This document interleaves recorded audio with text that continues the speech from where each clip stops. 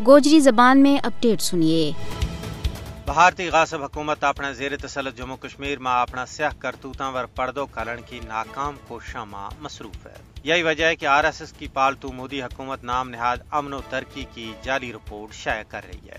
ہندوستان اپنا اس دعویٰ نہ سچ ثابت کرنے واسطے G20 جرگہ کو انعقاد کر رہا ہے کہ 5 اگست 2019 میں کشمیر کی خصوصی حیثیت نہ ختم کرنے مجھ زیادہ امن اور ترقی ہوئی ہے اور کشمیر میں دودھ اور شہد کا دریا بگ رہا ہے۔ دراصل بھارت جھوٹا پروپیگنڈا کر کے دنیا نہ گمراہ کر رہی ہے کہ کشمیر میں امن اور ترقی پھر واپس آ گئی ہے۔ نہ صرف جنوبی ایشیا کا تجزیہ نگار بلکہ بیرونی ملکوں میں مقیم تجزیہ نگار بھی بھارت کا نام نہاد ترقی کا دعویٰ نہ سفید جھوٹ قرار دے رہے ہیں۔ امریکہ میں مقیم تجزیہ کار مائیکل کوگلمین نے کیوں ہے کہ ہندوستان کی طرفوں کشمیر میں G20 کی بیٹھک کو انعقاد کرنے کو مقصد سب اچھا کو پیغام دینا ہے۔